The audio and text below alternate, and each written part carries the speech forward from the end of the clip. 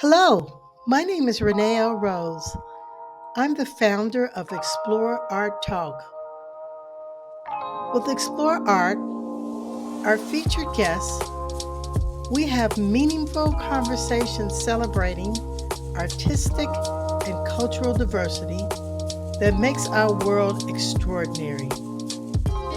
So sit back, relax, and check out our content.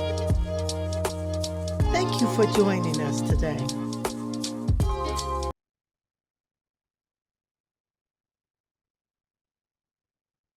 Hello, Mark. Renee, how are you? I'm fine. How are you doing? I'm doing great, thanks. I appreciate the invitation here. I am so honored with your background that you chose to have me feature you. I really appreciate it. Oh, it's my pleasure, 100%. Oh, wow. So, can you please tell me a little bit about your background? I read, but I want to have our audience to hear from you. Oh, well, I'm a Wisconsin kid. Grew up along the shores of Lake Michigan, not all that far from where you are now in Lake Michigan. I was up in Manitowoc, educated at the University of Wisconsin in Milwaukee. My first professional job was making films in Alaska right out of college. Yeah, that was a fabulous experience. That led to a job with public television in Madison, Wisconsin, and I did that. Um, Baby number two rolled around, and I had to get a real job, and got into a telecom company. Ultimately, became president and CEO. That was a 27-year career.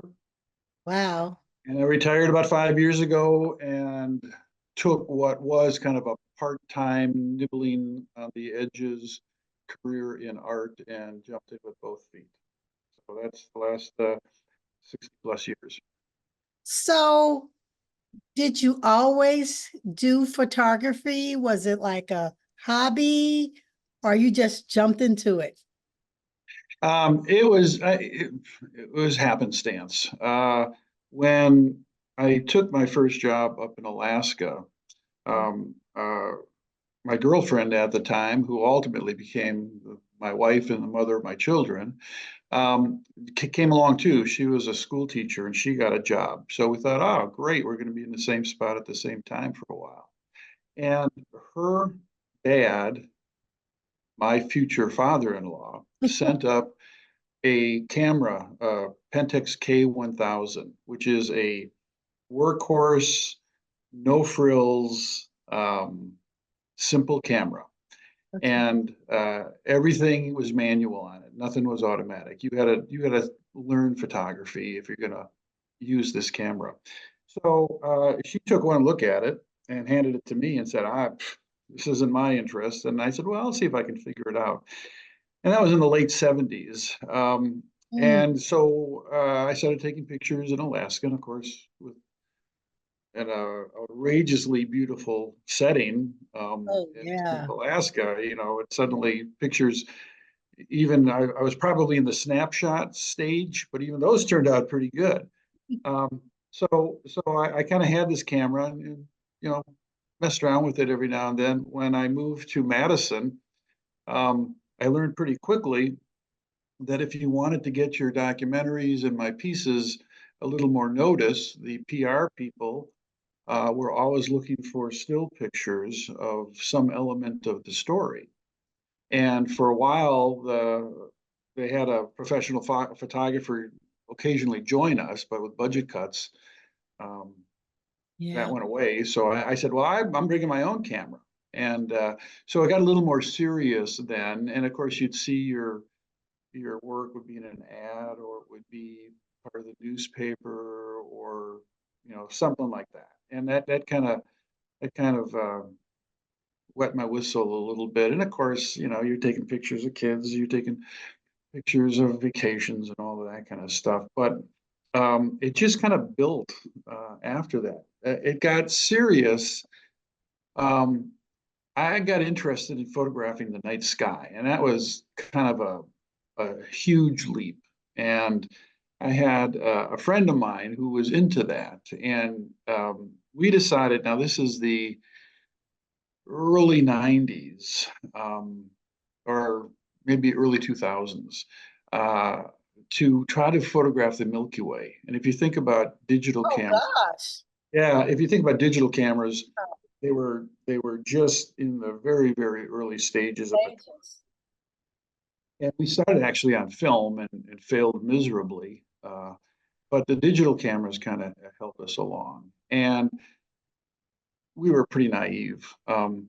We wanted to photograph the Milky Way. Come on, how hard can that be? Well, it turns Very out, hard. yeah, it was a real challenge. The first thing we recognized was we couldn't go anywhere in southern Wisconsin because the skies were just had enough light pollution to mess up the shot. But I had a friend, someone who I met in my television days, who lived in the Chequamegon National Forest, which is way up near So, Lake Superior. It's uh, a very, yeah. very wooded, very wilderness area, and um, his place in particular was just perfect for what we needed. And it took us a number of years. Every summer going back, we would try to hit the new moon near the summer solstice, where the Milky Way was just in the right position. And um, we finally, You should have been doing this when you were in Alaska. yeah, great Left, right. skies. I mean, God, yes. Aurora is Aurora, why didn't you think of that then? I wasn't smart enough back then. um, so after several years of attempts, we got a killer shot. One Oh, stayed wow. just a joy. And that was the good news. The bad news was our host, who had been just marvelous gentleman. He had a guest house. We had food. We had beer. He kept out of our way. You couldn't ask for a nicer guy.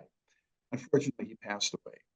We had printed and framed our work. We drove up there, gave it to him. He was delighted. It was just a joyous moment. And within a month or two, he had passed. Now, he was the founder of the Friends of the Apostle Islands National Lakeshore, which is Wow. uh, part of the National Park Service, a series of 20 some islands out in Lake Superior, right at the tip of Wisconsin. It's the farthest place north. It You, is fantastic night skies. mm, It's wilderness. It's high adventure. And mm. we approached the Friends organization. We approached the National Park Service and said, "Look, the guy who was your founder of the Friends of the Apostle Islands, who just had passed away. We said, in honor of him and our friendship, and in some way saying thank you to him, uh, we would try to get a picture of the lighthouse, one of their famous iconic lighthouses with the Milky Way behind it. So this gorgeous Oh, shot. wow.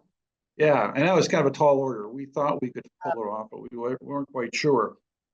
Anyway, um, so we had made arrangements. The Park Service took us out to Outer Island, 8,000 acres wilderness, except for this little spot where the lighthouse is. The way I like to say it is, Wisconsin's a run-on sentence that starts in Beloit and goes all the way up to the Apostle Islands and Outer Island, and that lighthouse is an exclamation point. Uh, but we were successful in getting a picture, and we thought, okay, we'll make 100 prints, we'll sell them for $500 a pop, and all the proceeds, as this charitable intent of ours, would go to the Friends of the Apostle Islands to support the park.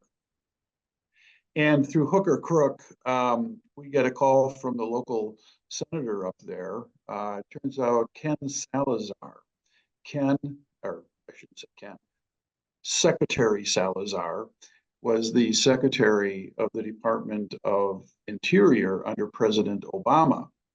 And he was going to make an official visit as the boss to the National Lakeshore up there. And they were looking for a gift a commemorative gift to give to Mr. Secretary, uh, to remind him every time he looks at it about the Apostle Islands and his wonderful trip. The press picked up on that. And, we gave it to him, and he was delightful and thought this was a great thing. The press picked up on it, and boom, we sold out. Wow. Yeah. So we gave a pretty healthy check. We didn't keep any of the money, uh, to the Friends of the Apostle Islands. And then 20 minutes later, I get a phone call from the superintendent of the Apostle Islands. And he said, Mark, there's more than one lighthouse. So this started a series of summer trips when the Milky Way was in the right position, on an additional island with an additional lighthouse. And we did this whole series, and it ended up raising over $200,000 in this man's name, Wow. this friend of ours. Do you go in a dark room and print your own pictures, or do you send them off to somebody? I have a printing company here, that I go to, here in Madison. Okay. Yeah. Okay. So that got my attention. Needless to say, that got my attention. So I started getting more serious about photography, or what I call lens-based art. The other kind of really nice break I got was, in my day job running a telecommunications company. We decided it was in the best interest of the company to build a new building, a new headquarters. And so my fingerprints are all over what we were going to do, how we were going to do it, et cetera, et cetera. And I essentially had our architect make it as if it were an art gallery. So we have very tall ceilings, we have theatrical lighting, we've got Wow. hickory floors, so you kind of duplicate that click clap of your high heels as you walk through an art gallery. You have that in our office space. And rank has its privilege. I'll be the first to admit that 90% of the art was my art, Oh, pictures that I had taken.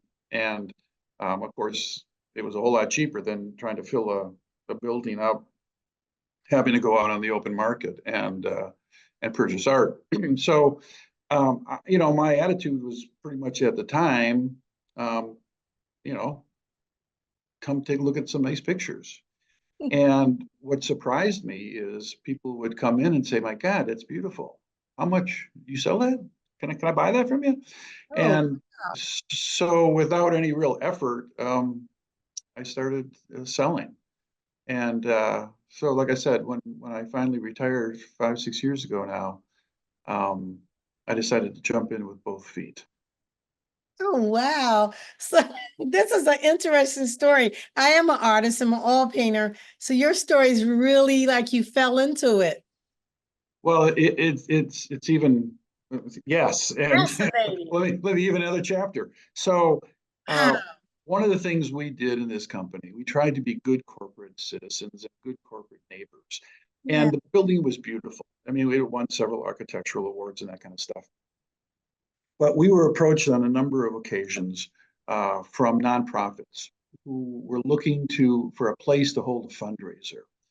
And you come in, you get your wine, you walk through our hallways, you look at our atrium, look at all the art, and then at some point somebody gives a little speech and hands you an envelope, um, and they try to raise money. And a woman came, part of a group, and approached me, and she said, "I had no idea that you're a painter."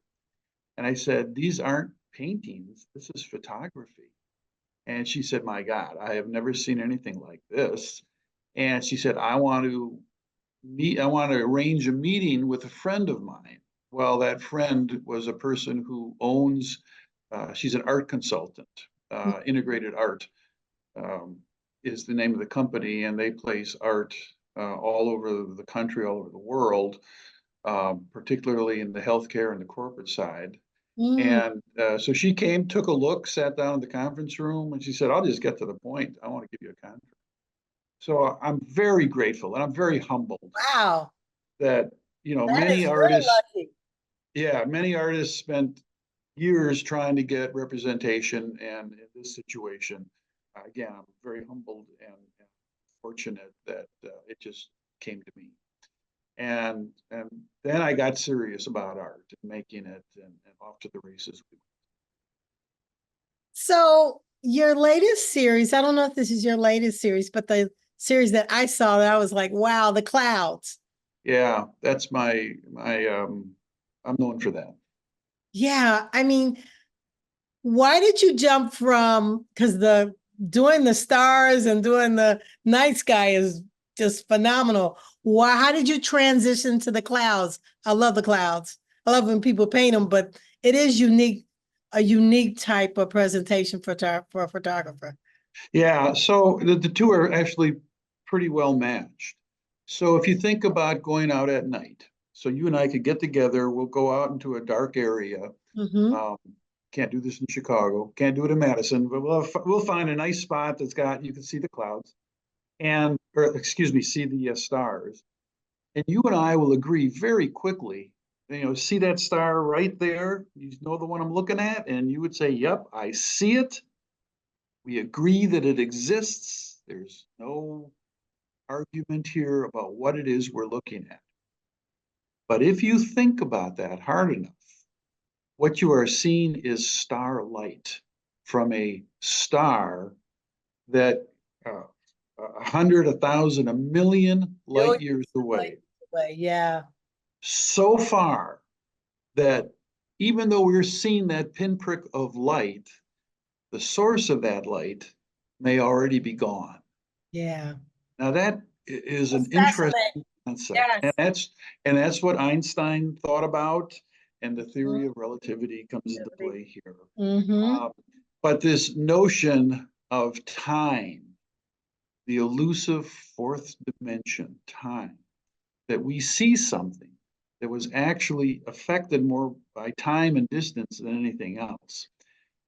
So I'll just be blunt here. I got sick and tired of being up all night.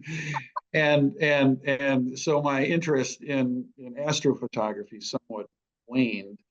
And I thought, how could you include or account for the fourth dimension of time in traditional landscape photography? How do I get to that fourth dimension? If I took a picture of you right now, your height, your width, and your depth, three dimension. I want to play in the fourth dimension. Mm. Well, how do you do that? And what I came up with was I'll put my camera on a tripod. I'll pick a scene and I'll take uh, oftentimes 100 pictures, sometimes dramatically more depending on conditions. But each exposure will be separated by some measure of time, True. maybe a second, maybe 5 seconds or 10 seconds. So I'm gathering data over 3, 4, 5, 6, 7, 8 minutes, and I take all those 100 images and I compress them Together. into a single image. Now, in my landscape, there's a barn. Well, 100 images of a barn that doesn't move even a half an inch, a silo that's there, a tree, maybe the wind is blowing the branches a little bit, maybe some wildflowers in the foreground or something of that nature.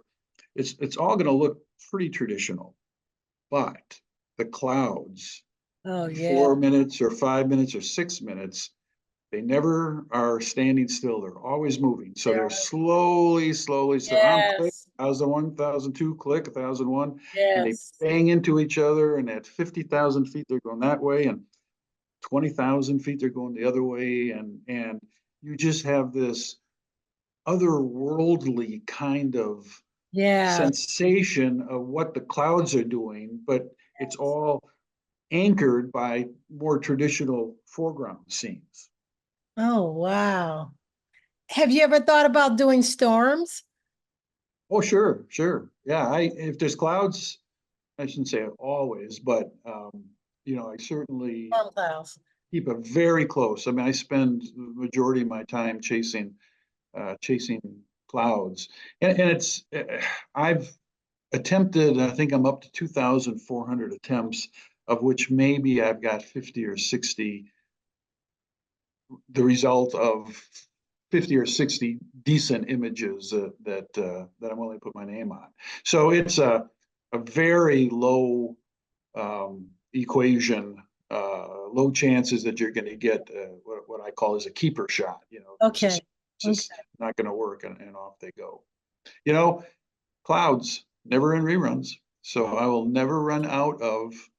Because I was thinking about when I look in the sky and you see clouds that create tornadoes Yep. before and how they form and the process and how fast they turn and just the colors and the thickness and the height. That would be beautiful to capture, but it's also dangerous. Yeah, yeah, I mean, I've gotten done once or twice, to say the least. Um, I'm very fortunate to where I live because we're in a zone where the humid weather, the hot weather from the southern states kind of blows our way every now and then, and the cool, dry weather from the Canadian provinces come down from the south. mhm. So this zone kind of swings through Wisconsin, and it's great for clouds. Yeah. I widely travel trying to find good clouds, and it seems to me at least that the best clouds have always been right here in my backyard, Hmm. which is interesting. But and again, they're never in rerun. I joke about that, but that is absolutely true. Um, Yeah. Yeah. Um, I think it was on July 13th, we had 26 tornadoes in the Chicago area. That's a wow. lot. That's the highest there. And matter of fact, it may be more than that because they were still out. The weather people were counting them. But if you go in the suburbs of Chicago, yeah, you can get a lot of different clouds and stuff. I just fell in love with it when I saw your pictures. I was like, this is unreal. And you explained how you, because I was trying to figure out how is he doing this? But now I see it's a labor intensive process. It's not just take a picture and it comes out like that. No, this is heavy lifting, as they say, and I'm glad you appreciate them for the artistic view, but there's more in my mind that I'm trying to make a statement about the climate change and a Well, warming. my undergrad is in science. Oh, That's okay, I'm a science buff. there And you go. agree with you. And that's why I mentioned about I've been telling people you can tell. I was grew up in the 60s. You can tell by the weather patterns now that there's definitely climate change. And the Absolutely, fact that we had over 1,300 something tornadoes in the Midwest this spring, that's a lot of tornadoes. that's a lot of tornadoes. Yes, yes, absolutely. I see why you're doing this. Yeah, yeah. So there's a serious side to this thing, as you were perceptive enough to notice. Um, fundamentally, I photograph water.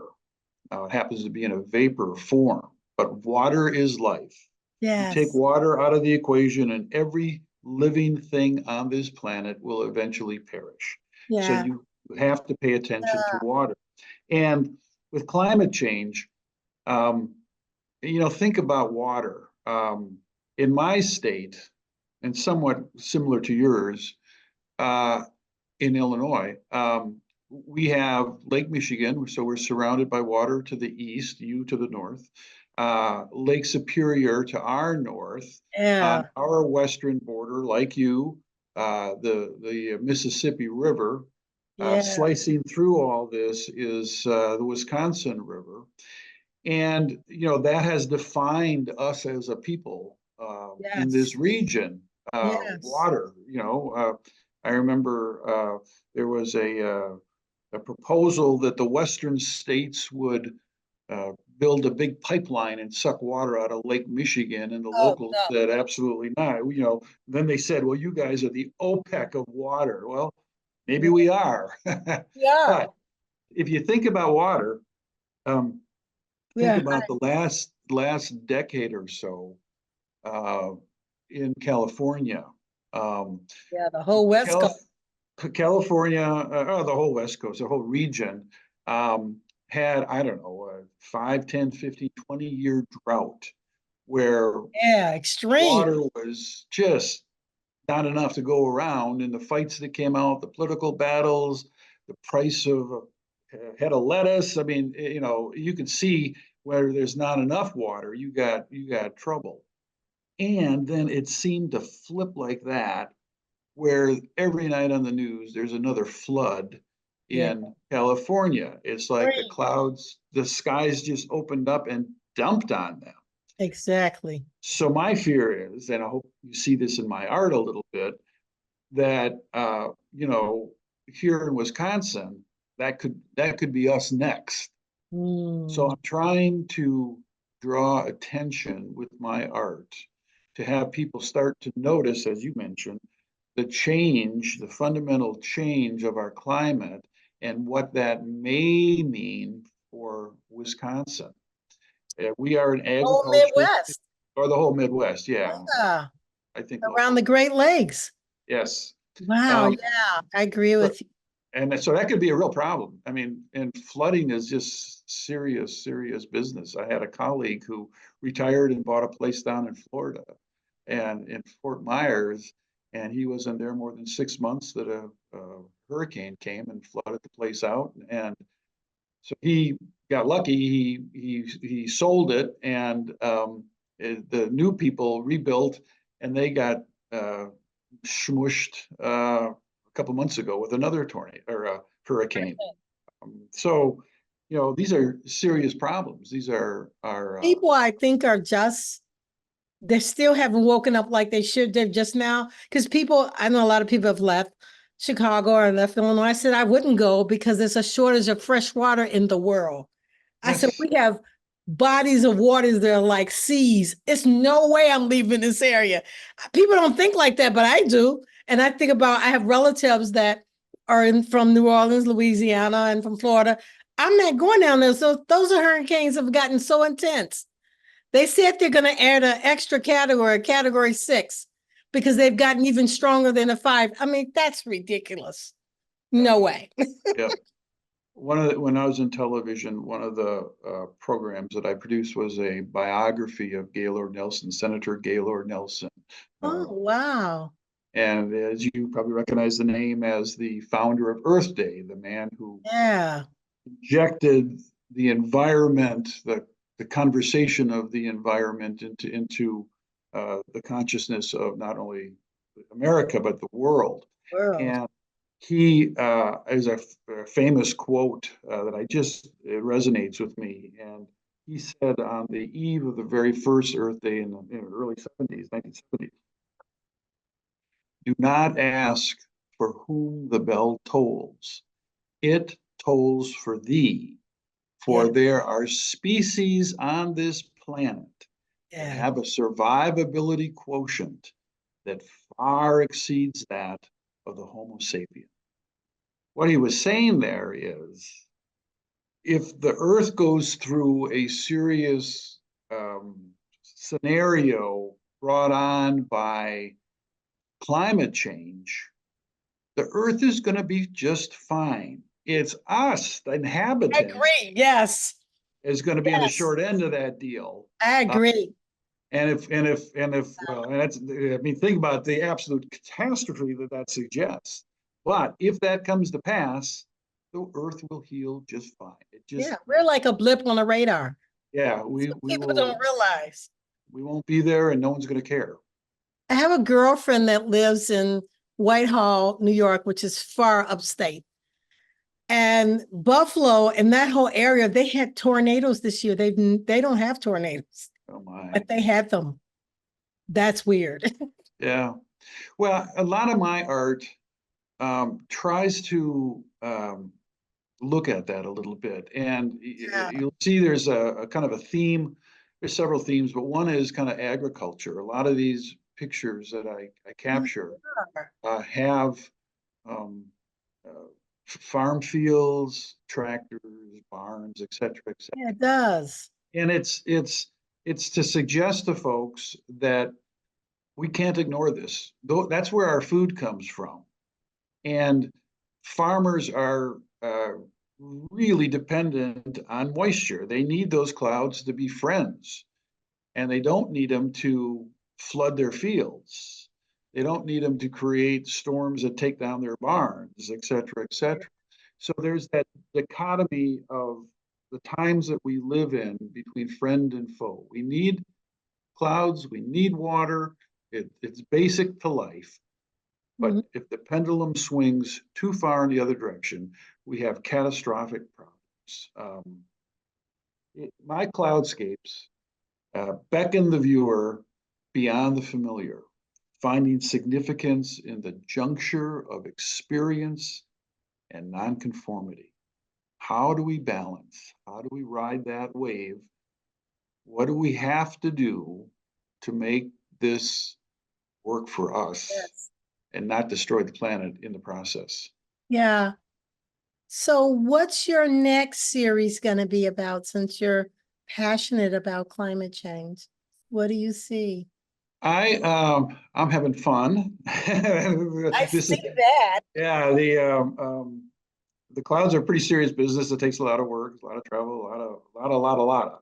Yeah, it does. Um, but I got turned on to and I did not supply any of this to you for the magazine, but since you asked, I'll tell you.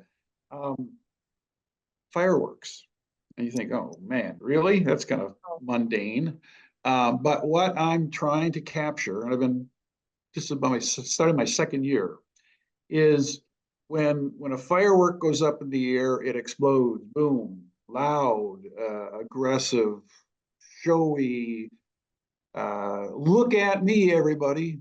Uh, and what I do is at that moment of exposure, rather explosion, I start my camera well out of focus. And when it blows, I bring it in focus. There's a focal ring that I physically take my fingers and twist. And that changes the look of that firework from this in your face, loud, bang, colorful, light up the sky explosion into a flower, a dainty flower. And this is a metaphor for our political landscape these days. I'm so sick of Wow. loud in your face. Yeah. Look at me. I want to command everything, your view and your attention.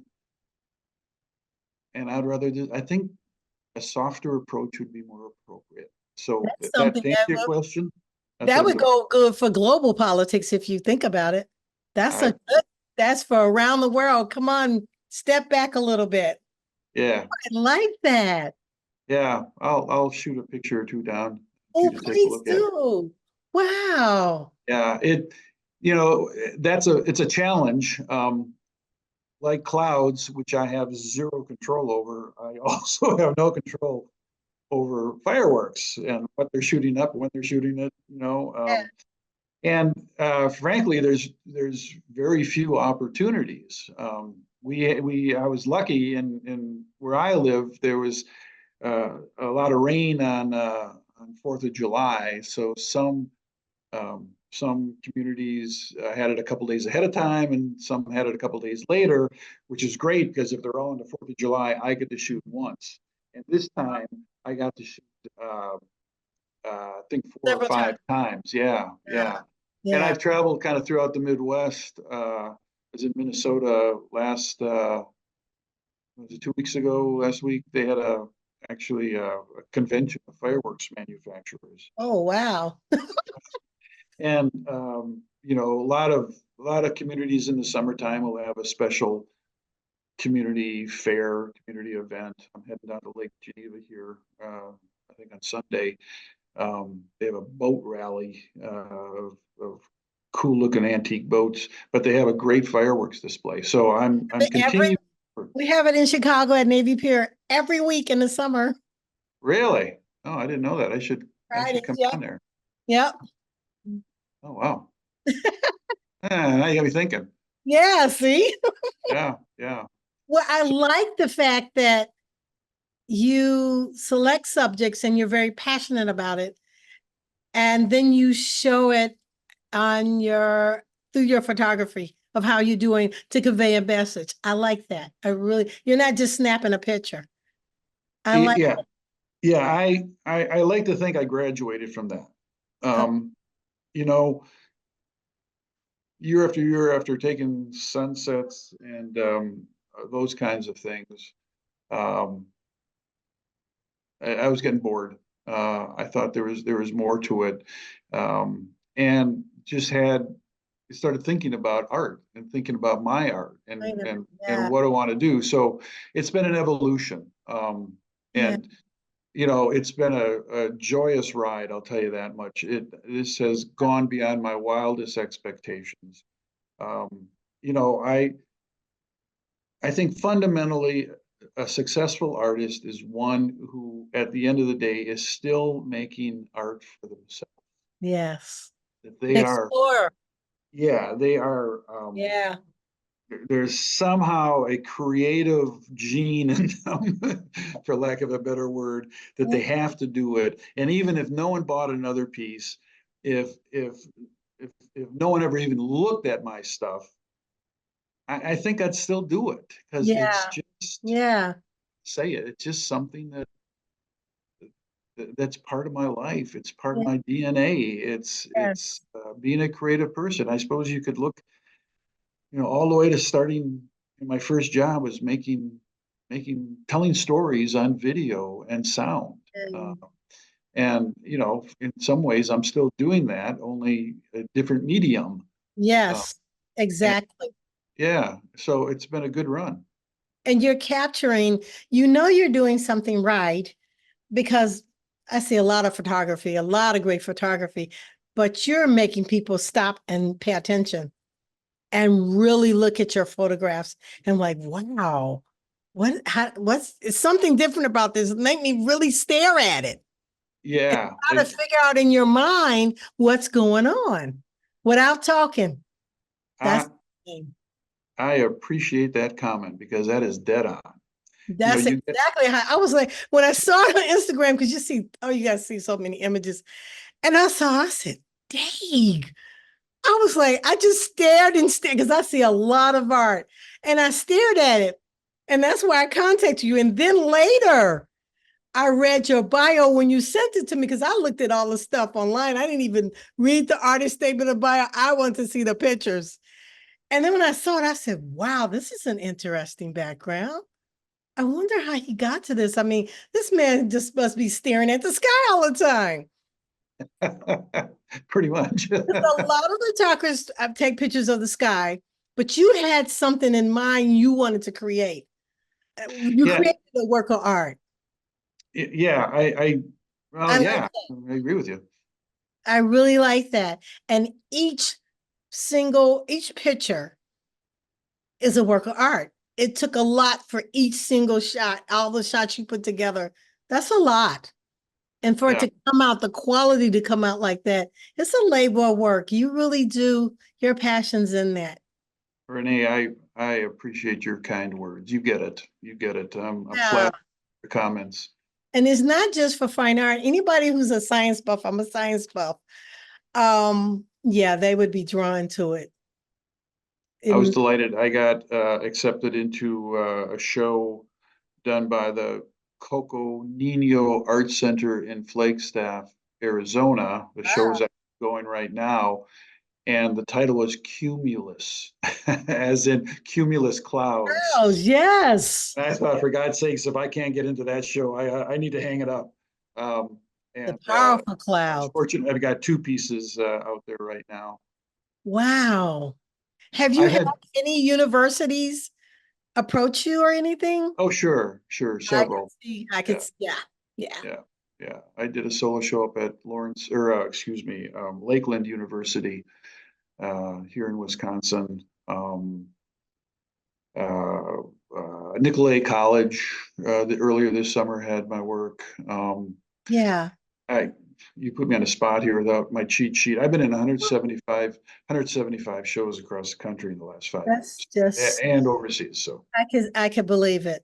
yeah, I could, they're definitely award winning. Yeah, they're not the typical. They're yep. unique. And I Yeah. think maybe your career before, obviously, I think it affected your work. It helped the quality and kind of like knowing how to tell the story and know how to put that story together to piece it well. It's very complete. You know, Yeah. my years in public television, I always kind of compare them to the master's program. Um, Mhm. I was right out of college, so I didn't know much. And it taught me lifelong valuable lessons about quality, about paying attention, about Mhm. honesty and integrity. Um, Mm. you're a storyteller, you're a reporter, you're a producer, but number one, get it right. Yeah. And that means slow down and check, double check, et cetera, et cetera. Okay. Those are values that you carry through life, and I certainly carry it through my art. Oh yeah. Uh, that I want people to look at the art and realize again, yes, they are pretty pictures, but each one of these Your has a art story. has integrity. Yeah, You could say yeah, that. yeah, yeah. Yeah. Yeah. You know you have something special. It's unique. It's not the it's because I kept wondering how, I'm not a photographer.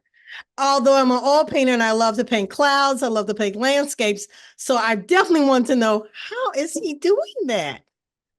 Because people can, especially nowadays with all the computers and all the technology, I said, he's not. I said, how the heck? It's like you're looking at a still picture, but it's moving. Oh, yeah. You can see it like it's Well, moving. the Clouds fourth. don't. And I said, maybe a photographer could figure out, but I couldn't figure out. I said, I'm just gonna, even if he doesn't want to be in the magazine, I want to just ask him, how are you doing that? Yeah, it's the fourth dimension. I mean, Ah, as humans, we are limited to interpret time by what you see at the moment you see it, and then it's gone, and your eyes have shifted, exactly. and you're looking at something else, and But it still exists, even though you can't see it. yeah, yeah, it's like X-rays. You can't see Oh, X-rays. You yeah. can't see, Yeah. stuff on the color. That's what I'm struggling with. Infrared, et cetera, et cetera. But it's there. It is there. So that's, you know, time is there. And through my art, I am trying to wrestle with time in a different way and convert that into art with a And message. the black and white makes it I love black and white. So it makes it dramatic. Yes, it does. I would agree. It's I would like agree. I love color, but the black and white makes it really starch. Get the message. It's like an exclamation point. So I was invited by David Hummer. interesting. Uh, he's he used to be in Chicago for a number of years as a portrait artist, but he runs the Wausau Museum of Contemporary Art. And he Oh, invited wow. me up for a solo show. And he said, I got one caveat, I want black and white. So it took about two Oh, years of of chasing down images that would work in a black and white format. And so I have to thank him for that nudge. oh, it's good. It really took off. It really, You can see it makes a difference for this particular subject matter. Oh yeah, yeah. yeah, with clouds. And that's part of the it's a challenge because on a sunny day, even though you've got big puffy clouds, those clouds are so white. They are so reflective. I They never are thought about so, that. you got to find that sweet spot in your exposure so they don't blow out or that you back off so far that the clouds look good and everything else looks like it's in the dark. Yeah. Wow. So See, this clouds is are extremely hard wow. to photograph and photograph. And also, you got the different shades of gray all through that white. Yes. Yeah, you did well. Oh, thank you. Oh Thank my, I had kind of a peak experience. wow. Was the BJ Spoke Gallery in New York had an international call for art, so I took a shot, and they received 2,000 pieces internationally, And they And selected you. I know they did. well, the jurist was Emily Olick, who spent some time at the Art Institute in Chicago, but is now at MoMA, and she's part of the curatorial staff there. Yeah. And I got second place, so that was kind of the high water mark with somebody of Yeah. that When you caliber. get into fine art for a photographer to like this to get a second place, that is a big deal. Yeah, Not yeah. that they So don't consider fine art, but that's a big deal. you know, well, yes, it was a huge deal for me. I am Yeah. eternally grateful to have that accolade, Wow. somebody kind of stamping approval on some very non-traditional art and non-traditional photography. So yes, it was wonderful. Have you thought about teaching your technique, or you just don't have the time, or not? Um, well, you've asked me a direct question. I'll give you a direct answer. So I have representation by two different companies, Okay. and uh, in one of those contracts, it prohibits me from telling people how this is done. No one Oh, else is doing this, or very few people are doing this. oh So yeah, the I know. notion, I've never seen it. yeah, so it's the notion of giving out trade secrets Makes is sense. pretty protected. So It makes sense. so yeah, and as a practical matter, I am a busy guy. Yeah, I can imagine. Every day, I don't know if you've heard it. I put my phone on vibrate, and it's gone off about four times since we started this. So yeah, yeah, it's. But I'm not complaining. This is I think again as was when we started talking. This has exceeded all expectations. Thank you so much for letting me feature you. I am honored. I really am. I have really enjoyed this interview. Well, thank you, Renee. This is, I'm honored to be invited to be part of your universe and your magazine. Yeah. And I look forward to seeing how this all shakes out and Okay. both of us on to better art. Okay. Thank you. Hugs to you, Renee. Thank you. Okay. Bye bye.